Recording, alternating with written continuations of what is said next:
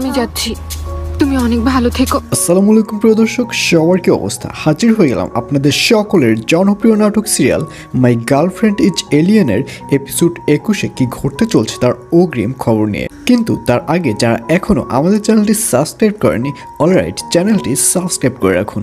My girlfriend is alien এর episode 21-এ আপনারা দেখতে পারবেন জিশা এবার তার গ্রহে যাবার জন্য নতুন একটি প্ল্যান তৈরি করবে। জিশা যদি মারা না যায় তাহলে কখনোই তার গ্রহে সে যেতে পারবে না, আর এর জন্যই জিশা এবার মৃত্যুর জন্য এবার গলায় দড়ি দেবে। কিন্তু এক পর্যায়ে জিশার যে বন্ধুটি রয়েছে সে বলবে, আমি নির্ঘাত শিওর যে তুমি যখন গলায় দড়ি দেবে তখনই তুমি মারা যাবে। এবং তার বন্ধুর কথা অনুযায়ী জিশা যখন গলায় দড়ি দেবে তখন দেখবে অনেকক্ষণ হয়ে গেছে কিন্তু সে মারা যাচ্ছে না, তার গলা ব্যথা করছে।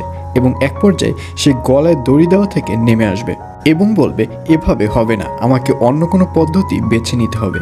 এই বলে জিশাকে দেখা যাবে সে এবার ইলেকট্রিক শক নেবে, অর্থাৎ সে শিওর যে সে যদি ইলেকট্রিক শক নেয় তাহলে সে নির্ঘাত মারা যাবে। এবং যখন ইলেকট্রিক শক নিবে সেখানেও প্রায় 1 থেকে 2 মিনিট হয়ে যাবে, সে ইলেকট্রিক নিয়ে ধরে দাঁড়িয়ে থাকবে কিন্তু সেখানেও সে মারা যাবে না। আশেপাশের যে বিল্ডিংগুলো রয়েছে প্রত্যেকটা বিল্ডিংয়ের কারেন্টের অর্থাৎ ইলেকট্রিসিটি অফ হয়ে যাবে কিন্তু সে মারা যাবে না।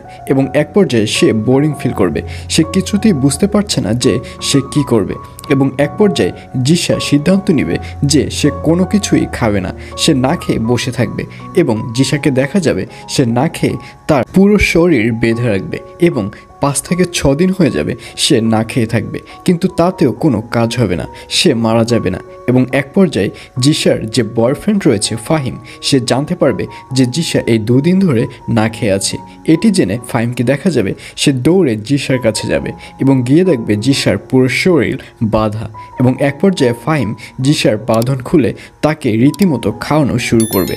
এবং প্রথম দিকে জিশা না খেতে চাইলেও ফাহিম জোর করে জিশাকে খাওয়ানো শুরু করবে। আর এছাড়াও থাকবে আরও আশ্চর্য সকল ঘটনা। সুতরাং সবাইকে মাই গার্লফ্রেন্ড ইজ এলিয়েনের এপিসোড 21 দেখার আমন্ত্রণ রইল। এবং এই সিরিয়ালটি আপনাদের কাছে কেমন লাগে অবশ্যই কমেন্ট করে জানিয়ে দিন। সবাই ভালো থাকুন, সুস্থ থাকুন, আল্লাহ হাফেজ।